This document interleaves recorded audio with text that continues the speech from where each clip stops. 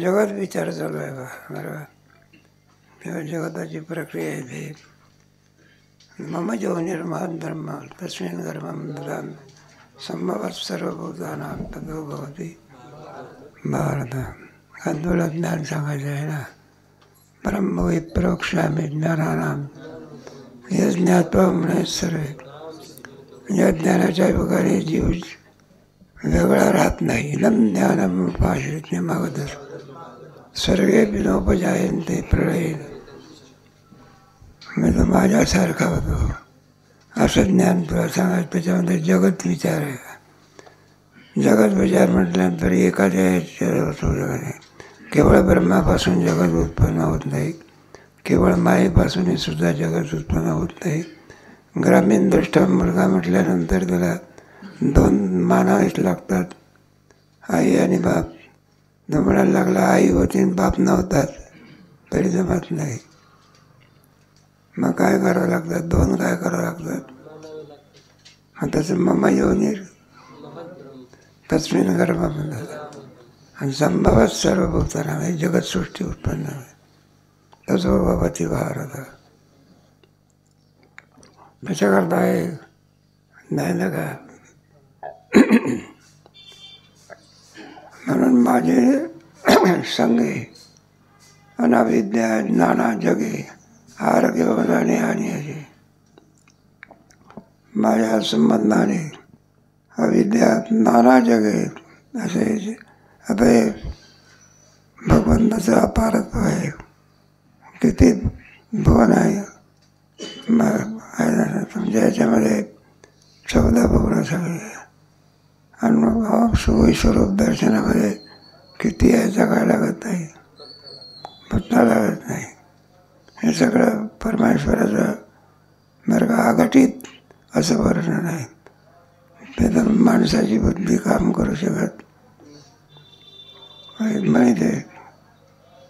मग आतमध्ये गर्भगोळा एकाएकीच गर्भ निर्माण होतो का त्याला काही कारणाची आवश्यकता असते. मग तो गर्भ तयार होतो. गर्भोपनिषद म्हणून आहे ना. पहिल्या महिने कसा असतो, दुसऱ्या महिने आणि पूर्ण 9 महिने 9 दिवस झाले म्हणजे काय होतं? पूर्ण होतं. मनुष्य देहाच्या मध्ये सांगितलं.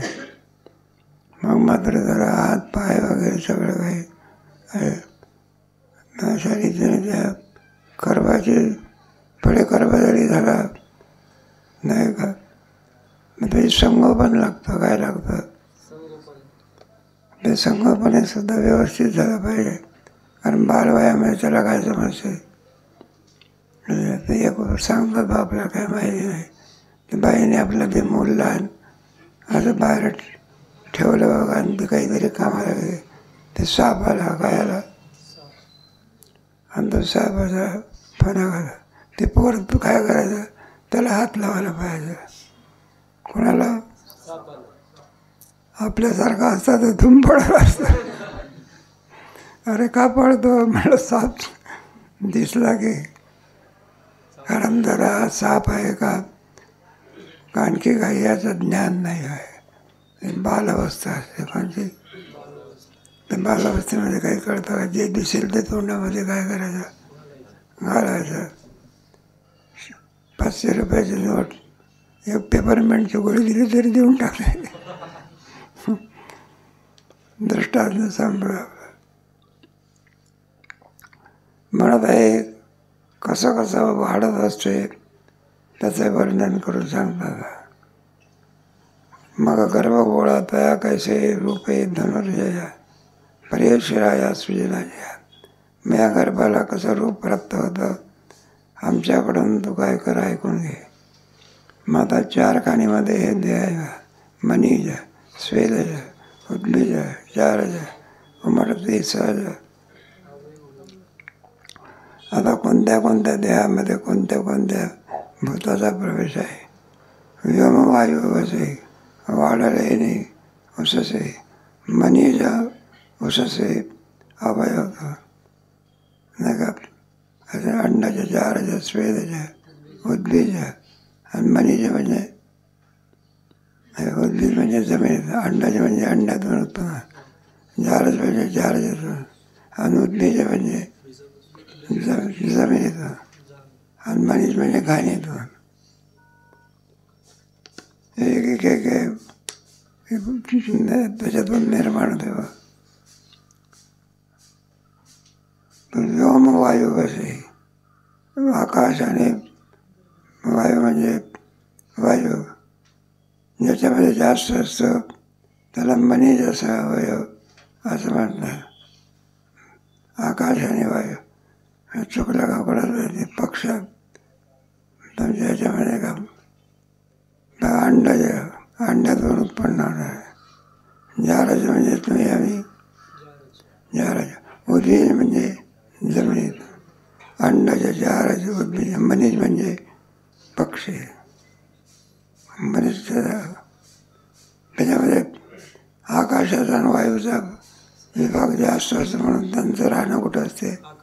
मनीष म्हणजे कोण? पक्षाचा.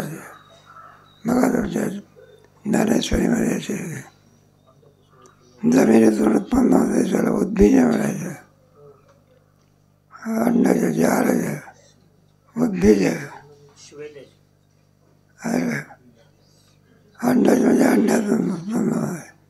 हे पक्षी कशातून उत्पन्न होतं. मनीषाचा अर्थ काय केलेला आहे? अंड्याच्या केलेला. अंड्यातून उत्पन्न होते. एक एक एक एक अवयव. व्योम वायू असे वाढलेले गर्भरसे मनीजोज बसे अवयव.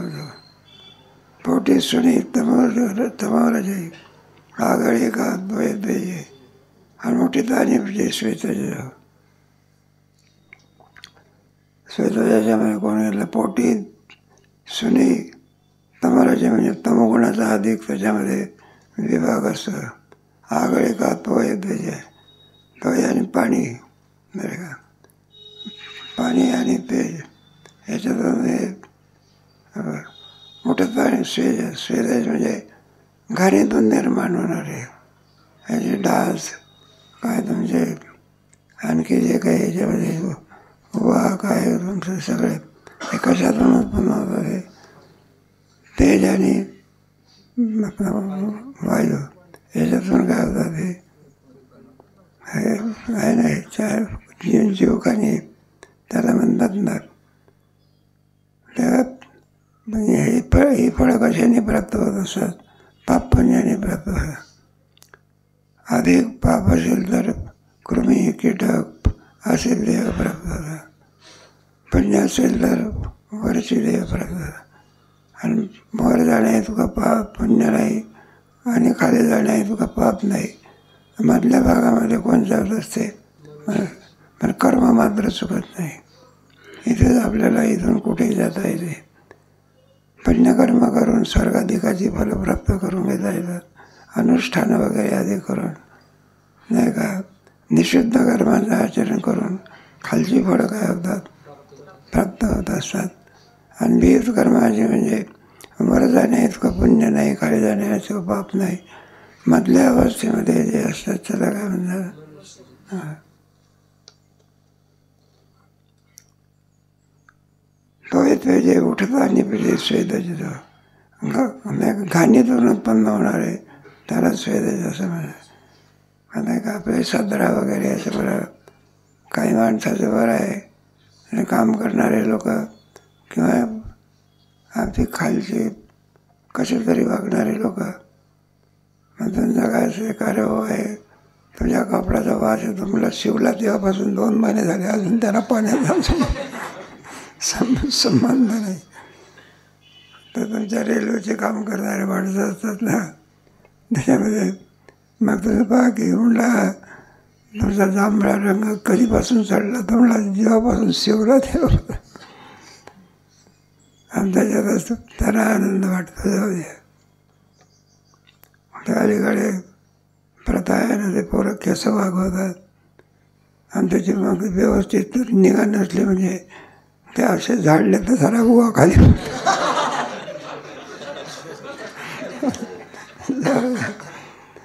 त्याला स्वेदज आप पृथ्वी उत्कटे आणि तमो मात्र निकृष्ट सावर उद्भिज.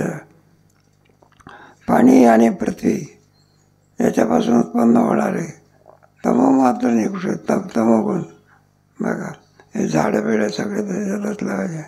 सावर मोठे उद्भिज ज्याच्यामध्ये कोणत्याही प्रकारे हालचाल नाही, केवळ जडी योनी. झाडाची कोणती योनी आहे? जडी योनी आहे का? त्याला काही पशुपक्षी जरी फिरतात नाही का? आणि झाड म्हणजे 1000 वर्षाचं जर असलं तरी दिसायच्या फिरे, पण ती योनी आहे. बाकी काय मानवाच्या अर्थी ते झाड वाढते आणि मरते, त्या अर्थी ते जिवत्व असलं ते कोणीतरी सांगतात. काय शरदचंद्र बोस म्हणून त्यांनी या खालच्या ह्याच्यामध्ये सुद्धा काय असते, जीव असते असं. हे काय नाही प्रयोग केला होता म्हणतात. द्राक्षाचा मळा होता. यांना मला याच्यातही सुद्धा जीवत्व कसं आहे दाखवण्याकरता असं संगीताची सुरुवात केली. कशाची? संगीत असेल. त्या संगीतामुळे ते द्राक्ष एवढी होती तर एवढी झाली असं म्हणतात. काय ती काय आहे? पण ती जड योनी आहे. कोणती योनी आहे? एकाने त्याच्या पलीकडे सुद्धा दाखवलं होतं. आपण जे झाड तोडतो ना त्याला दुःख होते असं दाखवलं. त्या कबीराची गोष्ट सांगतात. कबीराने कमाला हे दुर्वा आणण्याकरता नुकताच आणि तो गेला होता. आणि त्याच्यात ते आश्विन महिन्याचे दिवस वरून पाणी पडत असतं. आणि तो गवत आणण्याकरता गेला. काय ते तोडायला लागला. त्या गवतावरचं पाणी खाली पडायला लागलं. त्या कमालाला वाटलं, म्हणलं हे आपण तोडण्याचं दुःख देतो म्हणून हे गवत रडून लागलं. म्हणा मी त्याला फार वाईट वाटलं. रडत गेला. कुठे गेला? मग कबीराने विचारलं, म्हणलं असा तू रडतो का? काही काटा बसला का? कोणी बोललं का? काही वगैरे? नाही म्हटलं तुम्हाला कळत नाही. खुशाल म्हणायला लागले. बिचारे लहान लहान गवतात जीव. आणि तोडायला सांगितलं म्हणलं ते तोडायला लागलं. म्हणलं ते रडायला लागले. म्हणलं काय? ते कबीर म्हणायला लागला, म्हणलं मी भक्ती करतो बरं का, तर मला काय माणसातलाच काय दिसतो? म्हणलं याची तर पुढची मदत आहे. याला जडातला जीव दिसतो. कशातला? कबीर काय कमाल को काय आधा पुरा भक्त असं कमाल असं म्हटलं. आधा भक्त कबीर और पुरा भक्त कमाल असं सांगतात. पाचा पाचा ही विरजी मनबुद्ध्या दिसांजी आणि उद्विचाराची शिवा. पंचमहाभूताच्या मिश्रणापासून मनबुद्ध्या दिसाची याच्यामध्ये मनबुद्धी असं एक 11 आणि इंद्रिय आहे ना, 5 ज्ञानेंद्रिय आणि 5 कर्मेंद्रिय. त्याच्यावरती कोणाचं मनबुद्धीचा कार्य धरून झाला. 5 आणि 5 10 आणि 1 11.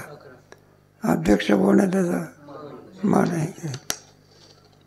होती जरा जारज जेवणी असं म्हणतात. म्हणजे पशु असतात ना, जारज जेवणी आहे. आपण सुद्धा जारज जेवण्यातून उत्पन्न होतो. ऐसे चारी सरळ करचरण कळ पृथ्वी तेज वायू आणि आकाशाच्या बसवणारे अंडज जारज स्वेदज उद्भिद असे महाप्रकृती सूळ त्याची सूर. म्हणजे असे चारी या मुलाचं जे मायेचं मूल आहे हेच आहे. 4 कर आणि चरण, 2 हात आणि 2 पाय हेच त्याचे पाय. आणि महामोठे स्थूळ त्याची शिर. महाभूते पंचमहाभूते पृथ्वी तेज वायू आणि आकाश हेच त्या मायेच्या मुलाचं काय आहे? डोकं आहे. रूप चाललं नाही. कारण जगात म्हटल्यानंतर कोणाचं लेकरू आहे ते? मायेचं. लेकरू म्हटलं की सगळं आले की अवयव काय झाले? 5 ज्ञानेंद्रियात 5 आणि वर पुन्हा म्हणून ज्या काही सूळ त्याची सूळ प्रवृत्ती पेरले पोट. आता श्रीमंताचं पोर असल्यामुळे बरं व्यायाम कोणताच नाही, पौष्टिक पदार्थ काय करतं खातं, मग छाती पुढे येण्याच्या ऐवजी कोण पुढे येते.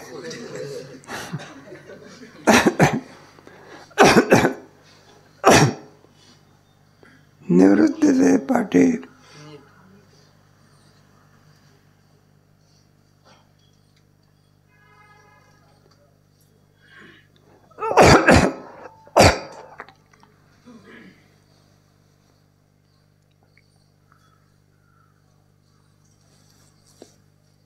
म्हातारा पण वाईट असते म्हणतात ते.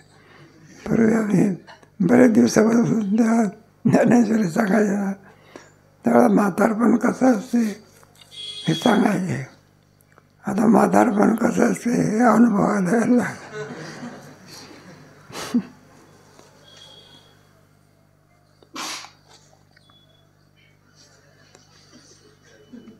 निवृत्तीचे पाठी नीट आणि सूर्य येऊन अंगे आठवत.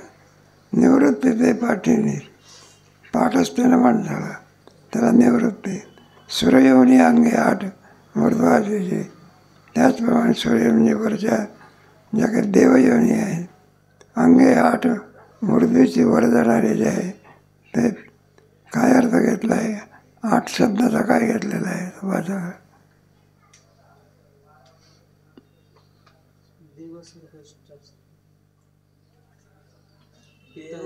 निवृत्ती म्हणजे पहा, त्याचं पोट कोणतं मुलाचं, निवृत्ती त्याची काय पाठ आहे.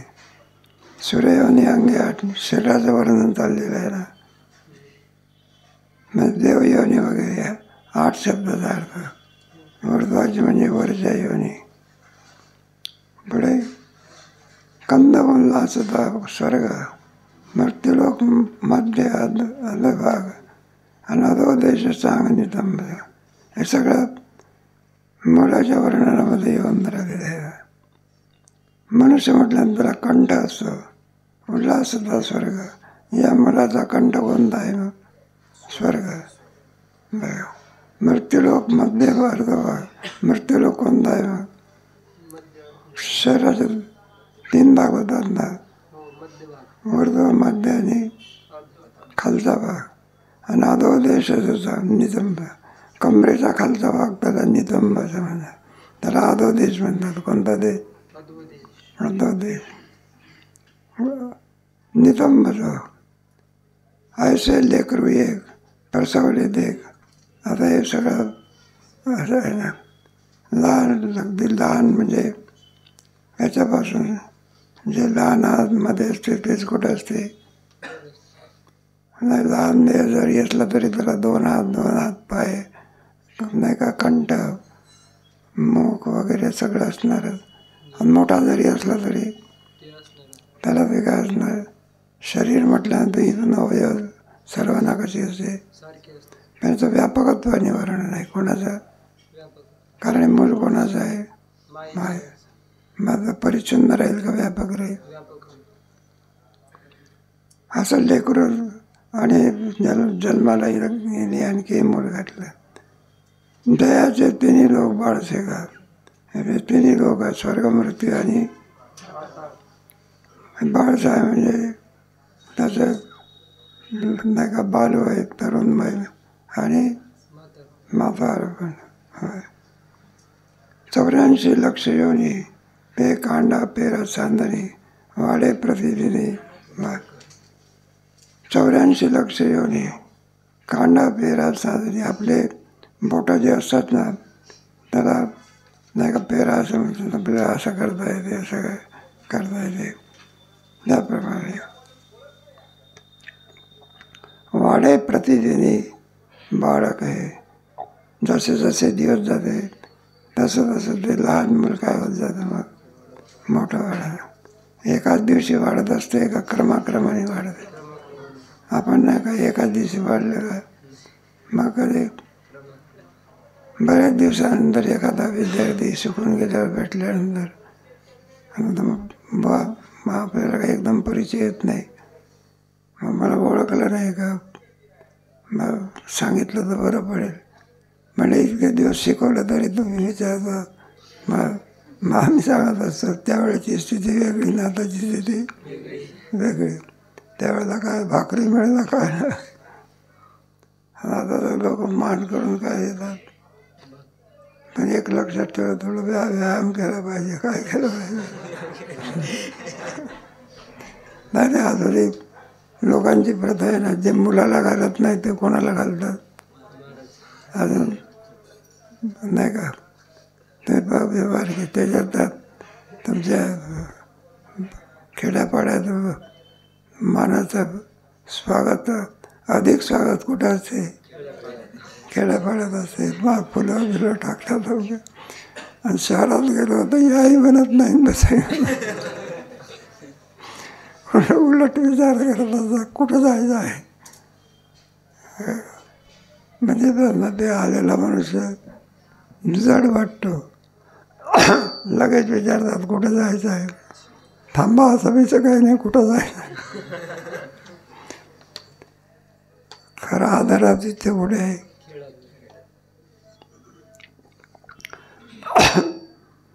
नाना देह अवयवी नामाची लेणी लयावी आणि मोहस्तन्य वाढवी.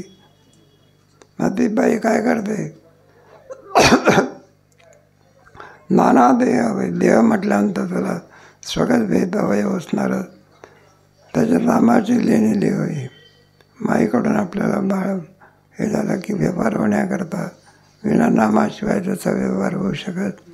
12व्या दिवशी जे त्याच्या जन्मतिथीप्रमाणे त्याचं काय ठेवतात. आता देवाची नावं ठेवत नाही कोणी, संतांची नावं काय करत नाही, ठेवत नाही. तर मग कोणाची नावं ठेवतात? त्यात त्यांनाच पोसा.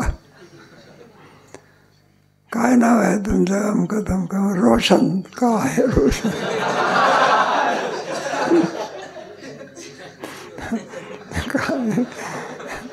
काय सगळी विकाराची नाव आहे. कोणाची विकाराची नाव आहे. नाही तर काय जाऊ द्या ना. बायानं सुद्धा पवित्र नद्याची सुद्धा काय कुठं का नाव ठेवल्यातच अलीकडे. पण विना नामाशिवाय काय होऊ शकत नाही.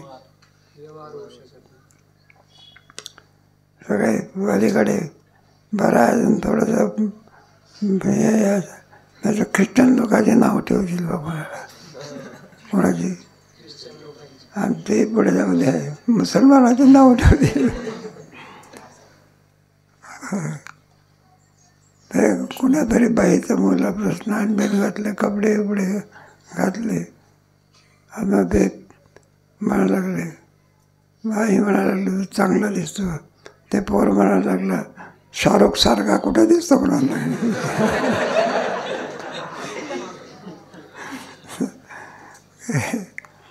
जाऊ द्या.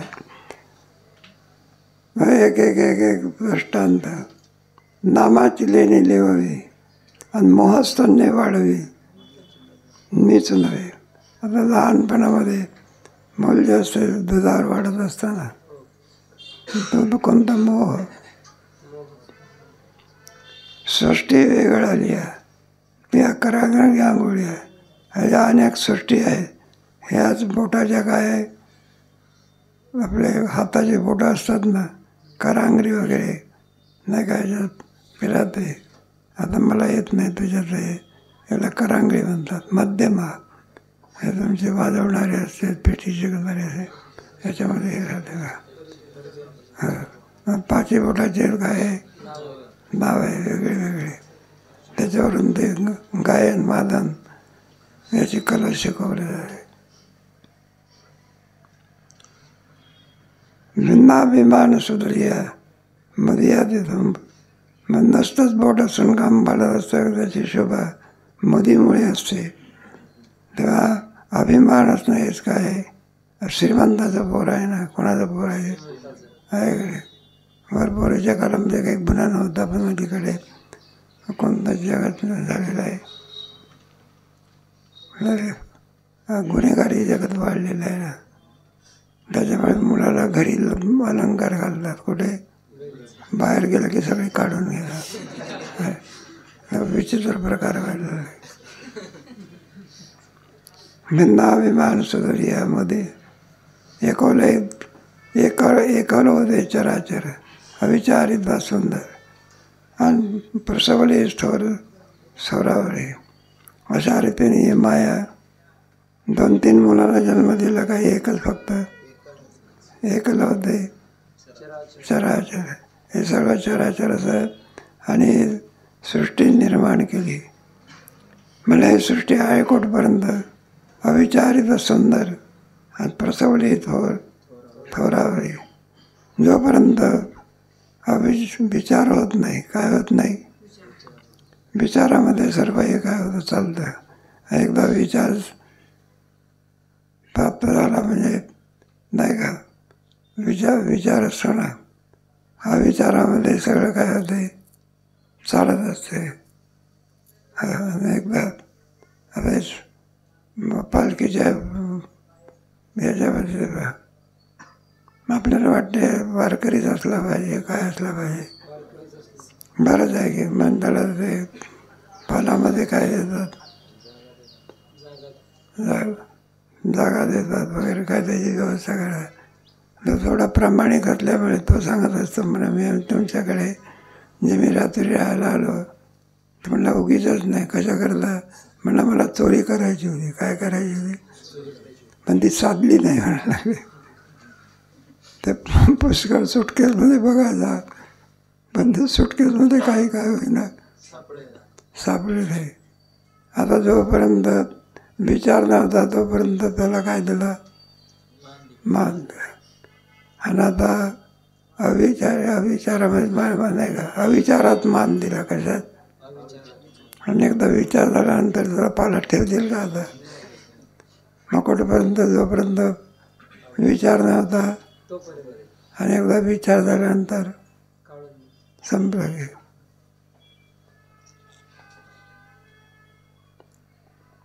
एक एक एक एक दृष्टांत देऊन आणि हा सिद्धांत सांगा. या मुलाचा प्रातःकाळ कोणता ब्रह्मापातक काल ब्रह्मदेव कोणता काल सकाळची वेळ.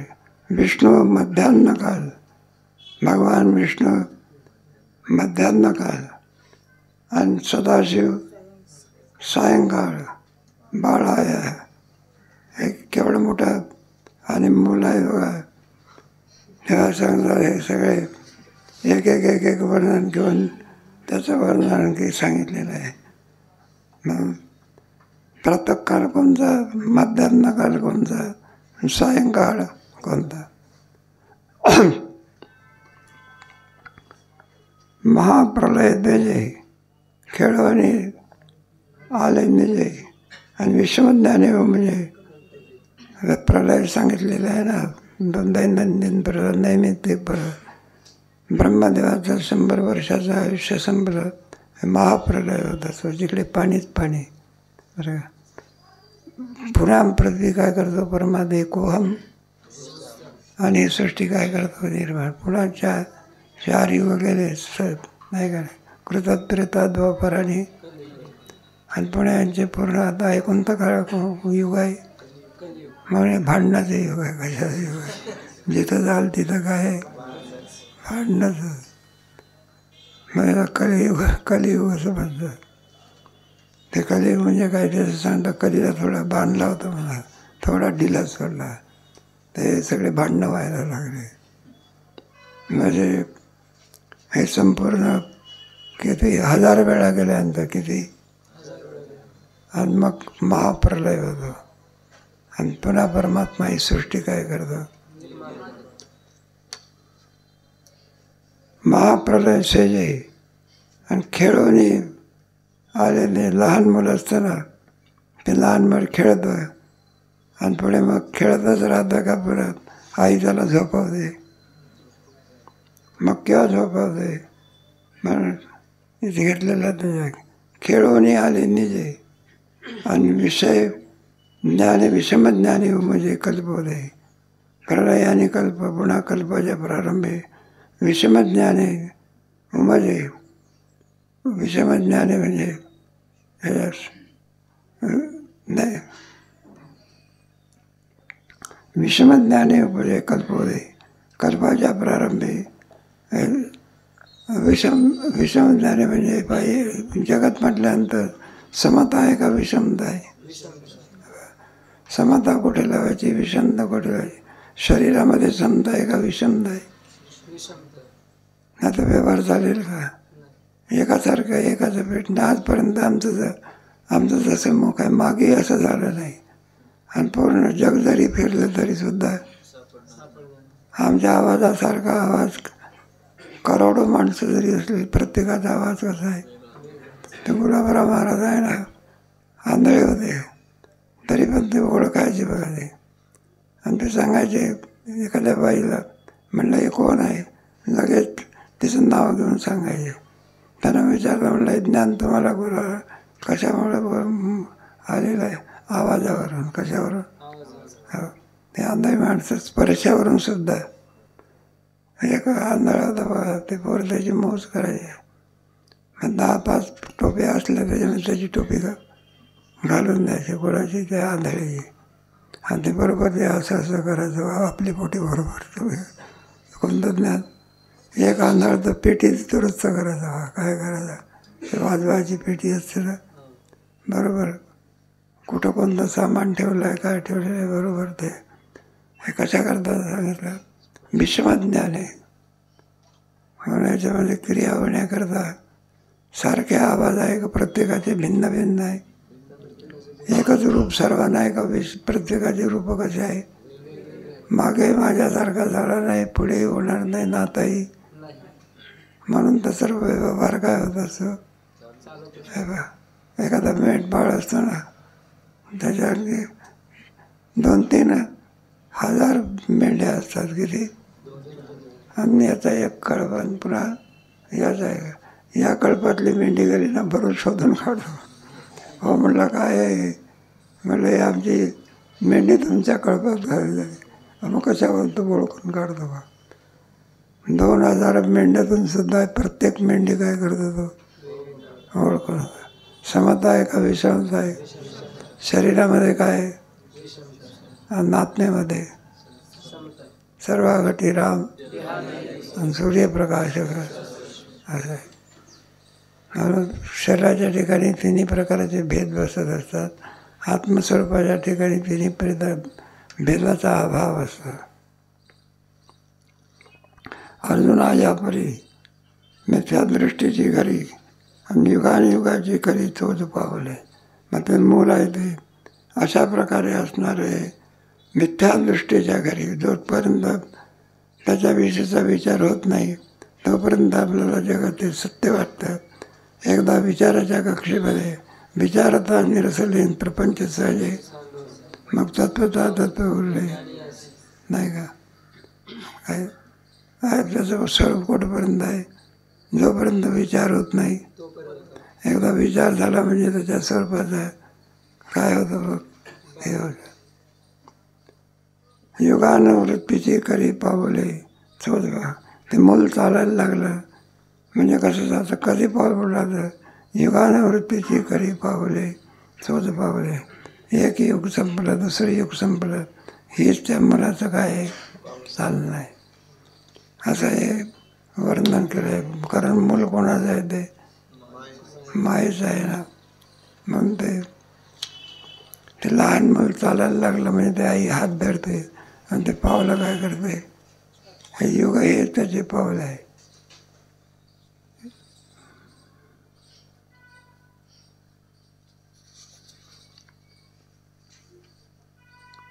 संकल्प दयाचा इष्ट, त्याचा आवडता कोण आहे? नाना प्रकारचे संकल्प होणं हे त्याचं काय आवड आहे. अहंकार विनट आणि ऐसे हवं शेवट ज्ञानी आहे. आणि त्याला कोण आवडतो? अहंकार आवडतो. अहंकार विनट म्हणजे त्याचा शब्दिकोन अहंकार हा जरा आवडतो. आणि ऐसे हवं शेवट ज्ञानी आहे. असा जरी मूल असला तरी ज्ञानाच्या योगाने नाही का त्याचं अस्तित्व शिल्लक राहत जोपर्यंत ज्ञान होत नाही तोपर्यंत त्याचं अस्तित्व, एकदा ज्ञान झालं की त्याचं अस्तित्व काय झालं, विचारामध्ये त्याची सिद्धी होऊ शकत नाही. कशामुळे होते? शेवट ज्ञानही होय, पण ज्ञान झालं पाहिजे, कोणतंही ब्रह्मज्ञान.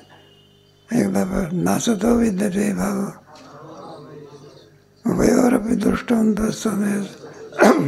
विचारता निरसले प्रपंच सहजे सांडवले. मग तत्वता तत्व काहीच उरत नाही असं म्हटलं तर शून्यवाद येईल बरं का. काहीच नाही म्हटलं तर शून्यातून जगत झालं का. बरं, आपल्याला जगतही सत्य, ब्रह्मही सत्य, द्वैतपत्ती येईल. काही दोन्ही सत्य ठरवलं. सत्य किती असते? एक. ब्रह्म सत्यम जगत. जे जे भासते तिथे वेदांत शास्त्रामध्ये त्याचे वाद आहे. परिणामवाद, आरंभवाद, तुमचा विवर्तवाद. वेदांताचा कोणता वाद आहे? विवर्तवाद. नसून भासणे त्याला विवर्त म्हटलं जातं. प्रकृतीचा परिणाम आहे. सांख्यांचा कोणता वाद आहे? परिणामवाद. आणि परमाणूपासून हे जगत निर्माण होते. परमाणू सत्य म्हणून जगतसुद्धा कसं आहे? सत्य आहे. कारणावरून जायचं ना. म्हणून मुळामध्ये या जगताचं कारण माया आहे. माया ही खरोखरच आहे का जगत कार्यकर्ता मानलेली आहे. आणि एकदा कार्य संपलं की तिचं शेवट काय होऊन जातो? संपून जातो. ज्ञाने होय शेवट हे असो बोली संपवून टाकतात. जास्त बोलण्यामध्ये काय अर्थ आहे? बरं केलं जास्त सांगितलं रे. डोक्यावरून पाणी चाललेलं आहे. ऐसे विश्व माया व्याली. कोण व्याली? माया व्याली. काय व्याली? विश्व व्याली. आता विश्व म्हटल्यानंतर आता विश्वात्मके देवेणेच अद्वैत साह्य झाली माझी सत्ता. ते तो जांगू झाली माझ्या. काही ठिकाणी जांगू शब्द घेतलेला आहे, काही ठिकाणी सत्ता शब्द घेतलेला आहे. कोणता? तुझ्या सत्तेने वेदाची बोलणे, सूर्याची चालणे, वृक्षाची पान राहिले अंधा. ज्यावेळी जळाकडून कार्य होत असे चेतनकृत माणूस राहिले बरं. ज्यावेळी घाट दिसतो त्यावेळी जरी कुंभार दिसला नाही तरी कुंभार काय केलं पाहिजे? ज्यावेळी दिसत नाही तरी वेळा परमेश्वराची सत्ता असल्याशिवाय हे काय होऊ शकत नाही. सत्ता आहे त्याला चेतन म्हणतात. काय म्हणायचं ते? जड आपोआप घडात तयार होत असते.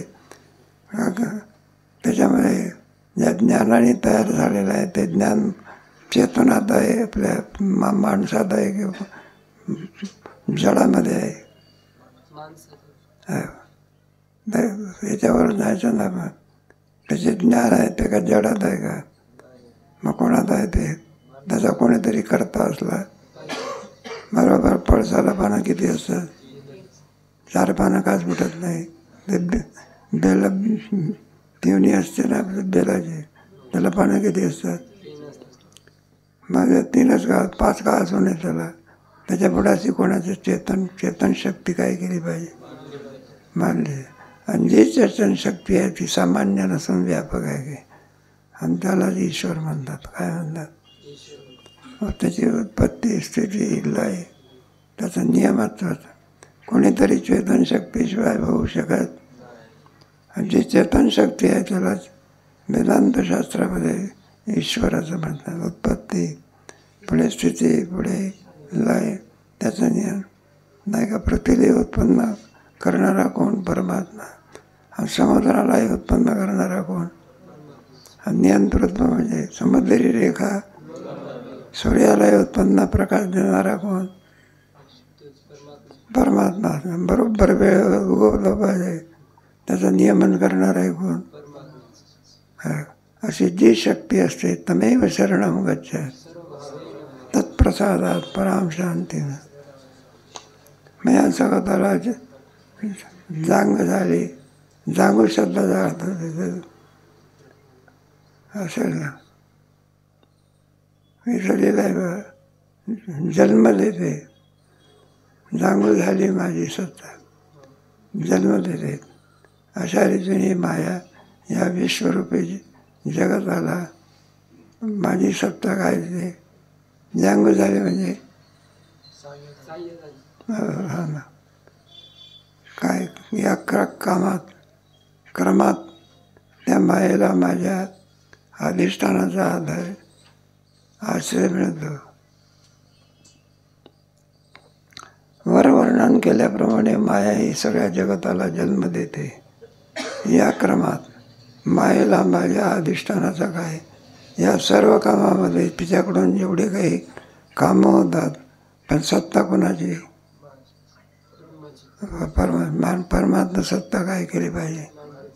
नाही चाले शरीर आणि कोण बोलविते, म्हणजे सत्ता एक कोणीतरी चेतन पुरुष असला.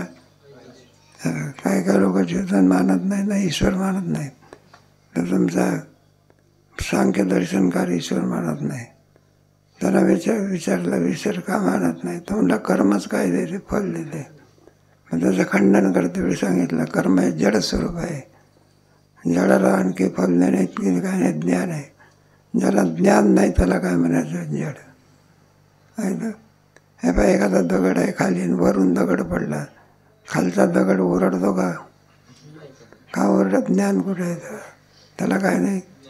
आणि आपल्या अंगठ्यावर पडू द्या की नुसता साधा थांबतो का 2-4 थपकाडा.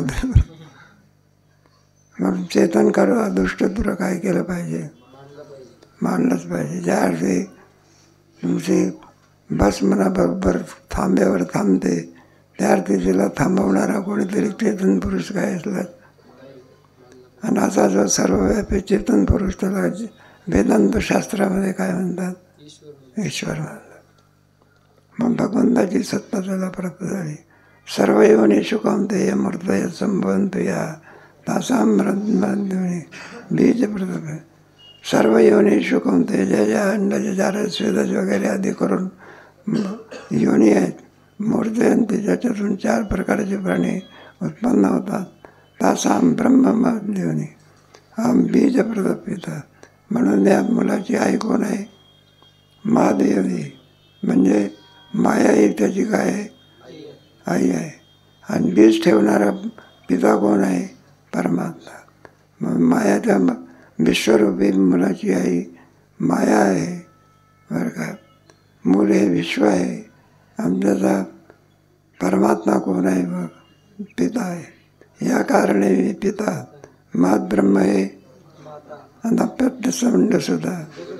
ज्ञानेश्वर महाराजांनी एवढा मोठा आणि अध्यात्म नाही का वृक्ष म्हणून मानलं जात असतं वेदांतात. पण तो कशामध्ये आणला, साहित्यिक भाषेत आणला, बरोबर रूपक केलं बा.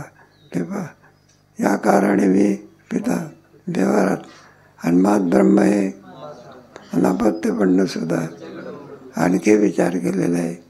म्हणून अध्यात्म हे सांगावं कोणी, माऊलीने जेव्हा साहित्य सांगावं. अध्यात्माचे राजे कोण, आणि साहित्यही राजे, कथानकाचे राजे कोण.